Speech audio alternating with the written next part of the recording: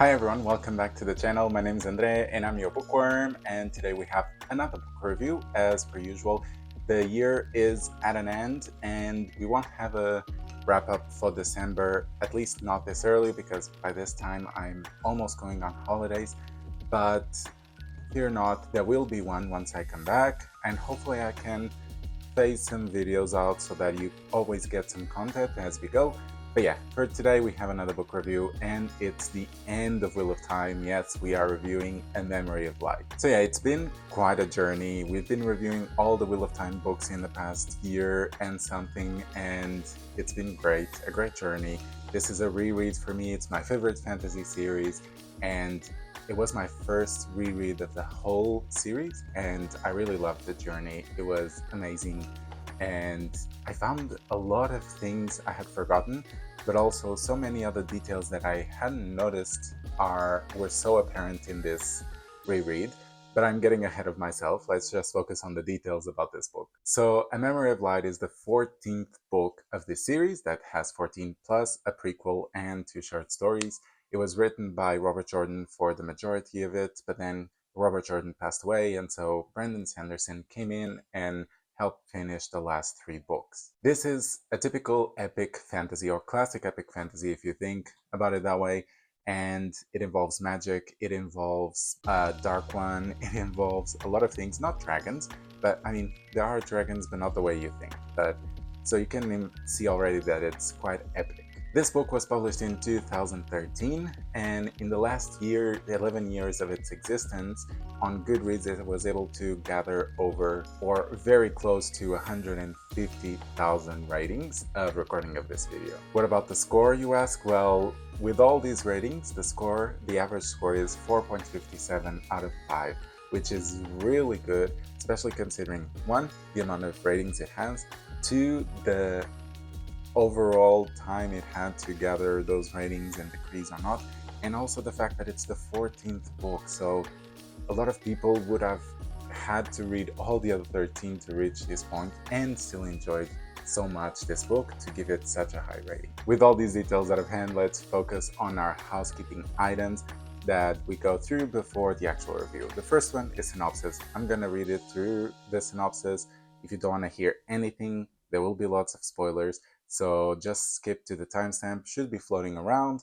You'll skip the whole narrating part and jump right into the review. Otherwise, stick around and you'll be hearing me. And it came to pass in those days, as it had come before and would again, that the dark lay heavy on the land and weighted down the hearts of men, and the green things failed and hope died.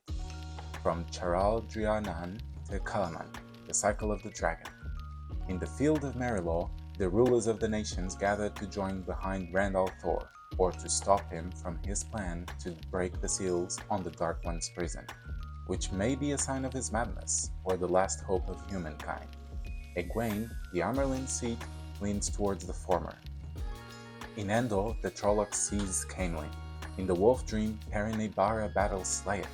Approaching Ebuda, Matt Cawthon plans to visit his wife, Tuon, now Fortuona, Empress of the Shonchan. All humanity is in peril, and the outcome will be decided in Sheol Ghul itself. The wheel is turning, and the age is coming to its end. The last battle will determine the fate of the world. Okay, with the synopsis out of the way, let's just refresh on the scores I gave in the previous books. Not all of them, because there will be a lot of scores if that were the case, but just the last 6 books or so. As you can see, we had a few kinks here and there with the earlier books, especially books 9, 10, around there. Those were okay, but then we got a huge increase, and since then the books have gathered a lot of quality and they have stayed quite good. I mean, the first ones that are showing, those were more a bit of slog happening, so it's okay. There were issues there, but those issues were solved thankfully, and since Brandon came in, the quality has remained quite high at the Robert Jordan standard, so that's good. Now, the big question here is, will A Memory of Light be able to surpass book 12, which was one of the best ones in the last 6 books or 7? Let's find out, starting with plot, which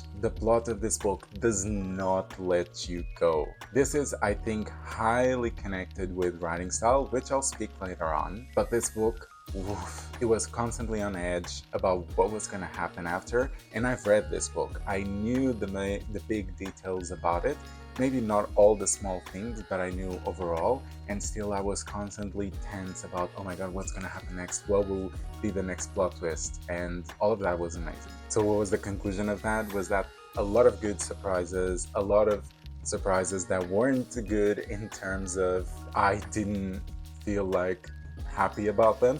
They were good in the technical sense, but yeah, some of them I was like, no. But overall, a lot of twists, a lot of good quality in terms of plot. And on top of that, we have, I would say, 98% of the plot lines, all the different arcs that were happening, ending in a satisfactory way. Okay, that I think there were some that could have helped if they had a few more pages, a few more thousand words or so to really expand their ending and give it a really satisfying one. But still, it was okay. It wasn't like, oh, this was disappointing. It shouldn't have happened like that. I mean, there's one, maybe two where that happens, but it's minor, and therefore it's still overall a really good ending. And this might be a bit of a spoiler, so maybe skip a minute or so, but I think Matt Gotham and Pan and Thane, those should have had a better ending, or at least a more expanded one, because it felt like Pan and Thane just came and suddenly he was gone together with Matt Gotham. And also Lanfear, it felt like, even though it was building up, the ending felt just a bit too fast. So yeah, those two main characters maybe expanded a little bit. But then again, the ending was good. It could have just been that extra better. But like I said, nonetheless, all very good. So plot for me was a 5 out of 5. What about characters? Well, if you've read this book, you know very well how your heart will be ripped out of your chest with this book. Because I mean, after reading 13 books, or 14 if you read the prequel, you know these characters so well, you are so attached, you have such a great connection with some of them. Of course, others you'll still hate, but I would reckon at least one you would really love. And seeing all these characters in the last battle certainly rises some emotions, and you do feel fear for the ones you love, and you really want the ones that you don't like to have their deserved ending. And I think that a lot of these characters have a satisfying ending, and you do feel satisfied, even if you're sad about their ending or if you're happy about their ending. You feel the satisfaction that their development arcs were completed and their ending was adequate for the amount of development that occurred throughout the whole series. And that's one of the things I want to get my point across, was it's not only the main characters that have fantastic endings, or endings that you don't expect, or endings that feel deserved or satisfying. A lot of the secondary characters also have, even if it's like just one scene where you see what happens to them at the end of the book or in the middle of the book, etc., all of them have good endings or satisfying endings. Not all of them are good, but you do feel like you come to a close with this series and with this book specifically, which is a very satisfying feeling. And I'm saying satisfying a lot, but yeah, that's a good word to describe how reading this book felt in terms of characters. Satisfying, seeing all of them end their journeys. So yeah, and it kind of shows the detail, the look at the detail that both Robert Jordan and Brandon Sanderson had to see all these other characters and say, okay, how are we gonna end them, or how are we gonna put them in a place where they're happy or their justice has been served to them, all of that. So I think they had an attention to detail that was extraordinary, and for that, character is also a 5 out of 5. World building is our next category, and I must say, I think this category, I thought it couldn't really improve and it would just stay quite stable at its point compared to the previous book, but I think it surpassed and it raised the stakes in a sense that not many series can do. Because I mean, it has been stated throughout the whole series that the world is dependent on the wheel and the wheel makes the world turn, and the Dark One is just trying to destroy the wheel. And as we see in this book, as the last battle progresses and the Dark One is getting freed and trying to get a bigger grasp on the wheel, and suddenly everything starts unraveling. Everything now, and it's not that sudden, but you know what I mean. I think the effects that we see in the world and in the world of dreams really represent that and raise the stakes, because suddenly you're like, oh, the world is really disintegrating and everything is unraveling, and our heroes really need to stop it. And I think on top of that, the world is so well designed and thought out of that there are parts that merge science fiction with fantasy and still are quite coherent. And I'm talking more specifically about the bore and the distortion of time and the time dilation that was happening in space.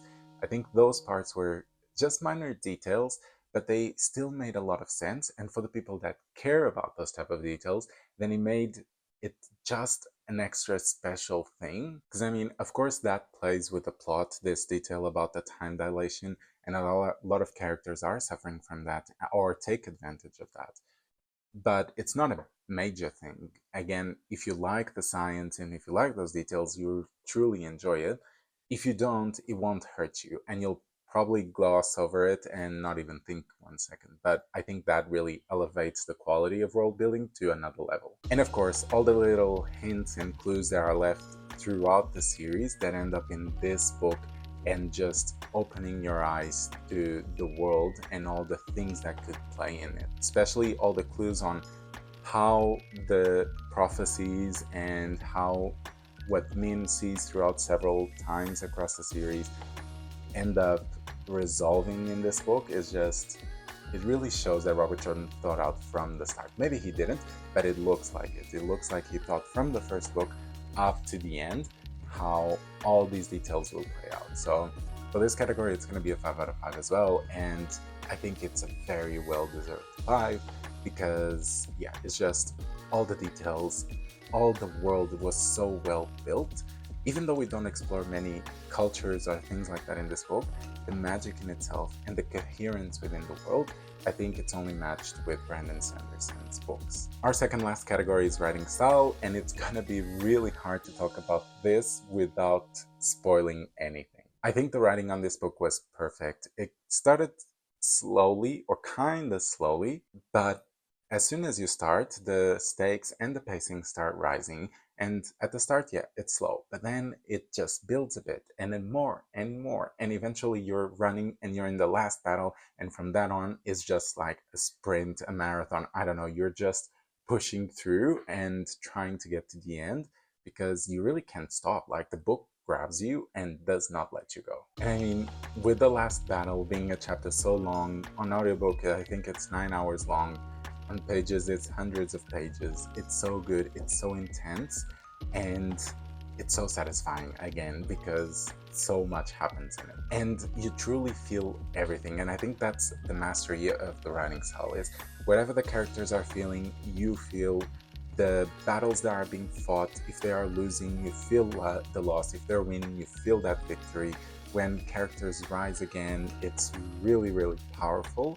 And yeah, all of those are just, I think if the writing wasn't as good, it wouldn't have felt as epic as it felt this time. I think the last battle is probably one of the best battles that I've read in terms of writing style. It's like Lord of the Rings epic battling. I think David Gemmell with Legend also did an amazing job with a siege/battle scenario.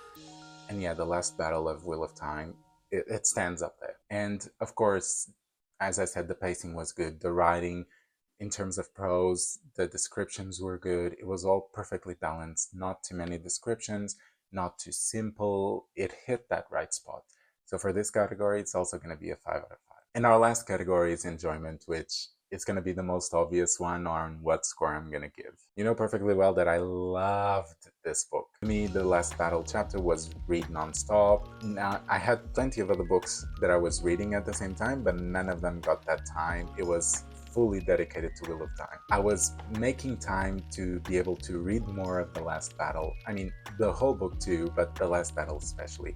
I was washing more dishes. I was breaking time, and instead of doing tasks, doing just reading. So it was a lot of neglecting other things just to read the Last Battle. And the funny thing is, I knew what was gonna happen. I knew the ending, but it's just so good that you truly want to feel this again.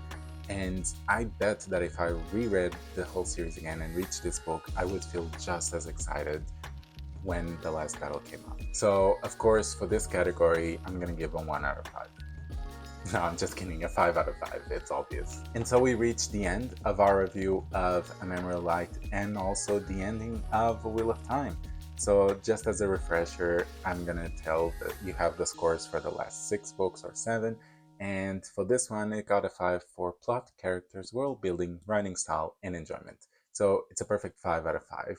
And I think it couldn't be any more deserving of it because the ending of this series was just magnificent. It hit all the right spots in all the right senses. Plot, amazing, lots of plot twists, lots of good things happening, characters all reaching their potential, all having amazing, deserving endings. World building surpassed expectations. It went even beyond what I expected. Writing style, the pacing, chef's kiss, and enjoyment. I enjoy truly all the time. So yeah, perfect. And as you can see, the ending of this journey is deserving. If you are in the slog, push through because the last books will definitely make it worth it. And I mean, I think the reread held the quality of the series. Of course, I found some defects, especially in the slog, but I think overall I still enjoy, and this is still my favorite fantasy series. I will keep recommending it as much as I can to people, and I'm glad that I can convince the people around me to read it more and to experience this journey, because now a lot more people love it from the people that I know around me, and I'm glad because we talk about it all the time. So yeah, I'm recommending you to read it, and let me know what you think. Comment down below if you've read this series or not, and if we're still gonna post a bit of Wheel of Time content, although I'm gonna space it out because I know there has been a lot of Wheel of Time content here, but don't worry, there will be some coming up. And yeah, I'll guess this is how I say goodbye for now. So yeah, don't forget, if you're new, subscribe, like the content, and I'll be seeing you on Thursdays and Sundays. Okay, see you soon.